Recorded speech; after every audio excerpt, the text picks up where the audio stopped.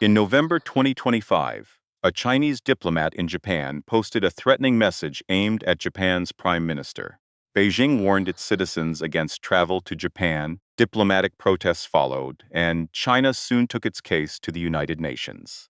The trigger was a single sentence spoken in Japan's parliament about a hypothetical Chinese blockade of Taiwan, a scenario Japanese law could treat as a threat to Japan's survival.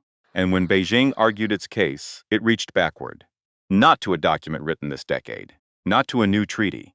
It reached for wartime declarations from the 1940s, Cairo, Potsdam, and Japan's 1945 surrender. That is what makes the Taiwan question so strange. A modern crisis between nuclear-armed powers can still turn on words drafted more than 80 years ago, words written before the People's Republic of China existed, before the modern United Nations system took shape, and before the people living in Taiwan had any representative in the room. The real question, then, is not simply why Beijing and Taipei disagree today. It is why the post-war settlement never produced a single universally accepted legal answer to Taiwan's final status, and why, at four major turning points, governments chose ambiguity over closure. To understand why the question is still open to competing interpretations, we have to go back to Cairo in November 1943. Franklin Roosevelt, Winston Churchill, and Chiang Kai-shek met in Cairo while the war against Japan was still far from won. Roosevelt wanted China to emerge from the war as one of the great powers that would help shape the post-war order. On December 1, 1943, the three governments released the Cairo Communiqué. It stated that Japan should be stripped of territories it had seized and that territories taken from China, including Formosa and the Pescadores, should be restored to the Republic of China. All the territories Japan has stolen from the Chinese, such as Manchuria, Formosa, and the Pescadores, shall be restored to the Republic of China. Here is the distinction that matters. Cairo was issued as a communiqué, a public wartime statement, rather than a peace treaty that itself completed the post-war transfer of sovereignty. Calling it merely a press release makes for a sharp line, but it can also be misleading if it suggests the document had no legal or diplomatic weight. It plainly mattered. The later dispute is about exactly what it accomplished and whether it was enough by itself to settle sovereignty. That distinction would become the first crack in the structure, a wartime promise about where the territory should end up, without the final post-war settlement that everyone could point to and say, this is the last word. Japan surrendered in 1945. The Potsdam Proclamation said the terms of the Cairo Declaration would be carried out, and Japan accepted those terms in its instrument of surrender. The Republic of China then took control of Taiwan and administered the island after Japan left. In 1945, that looked like resolution. The territory was no longer under Japanese rule. The Republic of China was administering it. But administration and a final, universally accepted treaty settlement are not the same thing. Even American officials in the immediate post-war years described the transfer as something that might ultimately need to be formalized by treaty. Then the Chinese Civil War transformed the problem. In 1949, Mao Zedong's communist forces established the People's Republic of China on the mainland. Chiang Kai-shek's Republic of China government retreated to Taiwan. The phrase Republic of China in the Cairo formula had suddenly acquired a new geopolitical problem. Which government was entitled to speak for China? At the beginning of 1950, President Harry Truman said the United States would not intervene in China's civil conflict and would not commit American forces to the defense of Taiwan. Then the Korean War began. Within days, Truman ordered the 7th Fleet into the Taiwan Strait. More importantly, he announced that Taiwan's future status had to await a later settlement, restoration of security in the Pacific, a peace settlement with Japan, or consideration by the United Nations. The determination of the future status of Formosa must await the restoration of security in the Pacific, a peace settlement with Japan, or consideration by the United Nations. This did not produce a new universally accepted legal title. It produced uncertainty. Washington had moved from treating Taiwan as part of the unresolved Chinese settlement to explicitly postponing the island's final disposition while the Pacific security crisis was unfolding. That is the first missed chance in this story. Instead of forcing a final settlement, the United States suspended the question. A year later, the Allies finally had the document that could have closed the gap, the peace treaty with Japan. But neither the People's Republic of China nor the Republic of China was invited to the San Francisco Conference, because the Allied powers could not agree which government represented China. The treaty therefore did something precise and incomplete. Japan renounced all right, title, and claim to Formosa and the Pescadores. But the treaty did not name a recipient. Japan renounces all right, title, and claim to Formosa and the Pescadores. That sentence is the hinge of the modern legal debate. One interpretation is that the previous wartime commitments and Japan's surrender obligations meant the island had already been restored to the Republic of China. Another emphasizes the absence of a named recipient in the San Francisco Treaty and concludes that the post-war instruments never produced a single final settlement of sovereignty. The important point for this film is not to pretend the debate has only one side. It is that the Central Peace Treaty did not settle the question in a form that ended the argument. A document designed to close the Pacific War instead preserved a gap large enough for later governments to build competing legal narratives on top of it. This is why calling Taiwan's status simply never decided is too absolute. A better description is more precise. The post-war settlement never produced a single final universally accepted treaty disposition of Taiwan's sovereignty. 20 years later, the question returned to the United Nations. But not through a sovereignty treaty, through a seat. In October 1971, the General Assembly adopted Resolution 758 and transferred the China seat at the United Nations to the People's Republic of China. The resolution settled who represented China at the UN. It did not itself contain language assigning sovereignty over Taiwan. That distinction matters because the later political arguments about Resolution 2758 are much broader than the text of the resolution itself. Beijing treats the resolution as part of a larger legal and political framework in which the PRC represents China, including Taiwan. Other governments and scholars distinguish the question of China's representation at the UN from the separate question of Taiwan's territorial sovereignty. So Resolution 2758 did not magically solve every question surrounding Taiwan. It solved one institutional question: who held China's seat, while leaving the underlying dispute open to competing interpretations. That is missed chance number 3.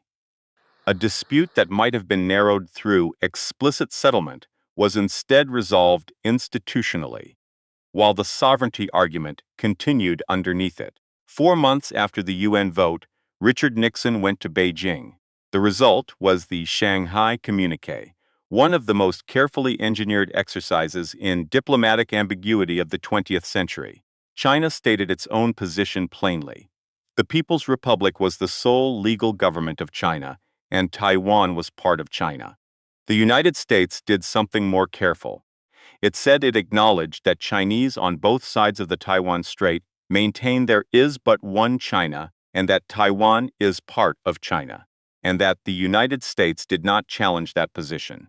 The United States government does not challenge that position. The difference between acknowledging a position and recognizing it as a fact of sovereignty became one of the load-bearing distinctions in American policy.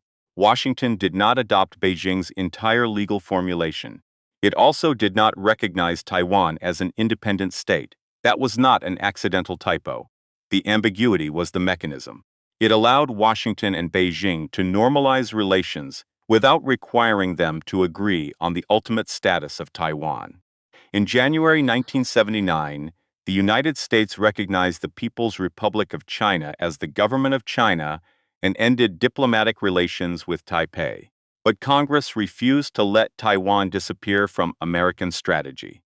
The Taiwan Relations Act, signed in April 1979, committed the United States to providing Taiwan with defensive articles and services necessary for self-defense, and to maintaining the American capacity to resist coercion or force against the island. It deliberately did not promise that the United States would fight for Taiwan. It did not promise the opposite either. That silence became strategic ambiguity, a policy designed to deter Beijing from using force, while also discouraging Taipei from assuming that American military intervention was guaranteed.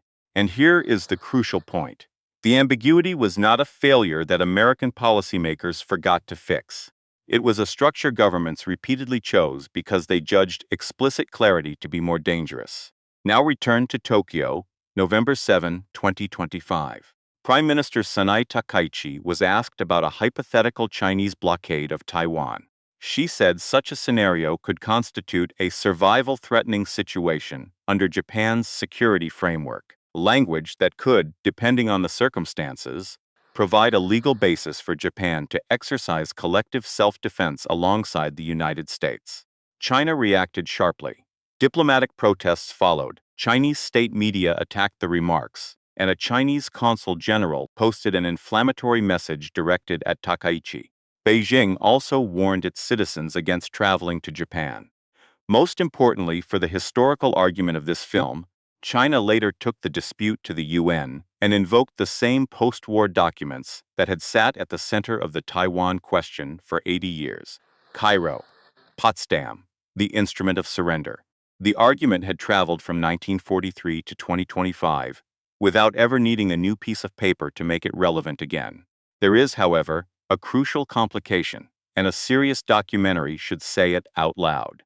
Beijing does not accept the premise that Taiwan's status remains legally undetermined. Its position is that the Cairo Declaration, Potsdam Terms, Japan's surrender, subsequent practice, and the international recognition of the People's Republic as China's government together establish that Taiwan is part of China.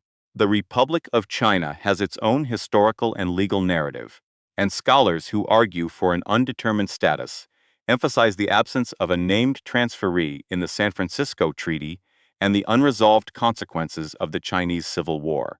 So the strongest defensible claim is not that every lawyer, government, or historian agrees Taiwan was never decided. They do not. The stronger claim is this.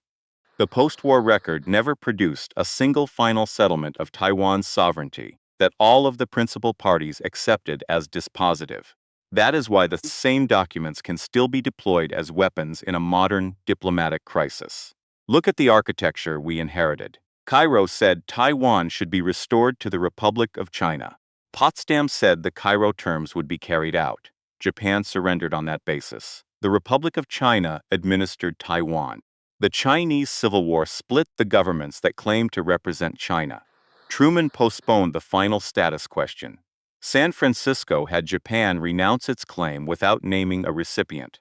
The UN resolved China's representation without explicitly settling Taiwan's sovereignty. Shanghai preserved deliberate ambiguity.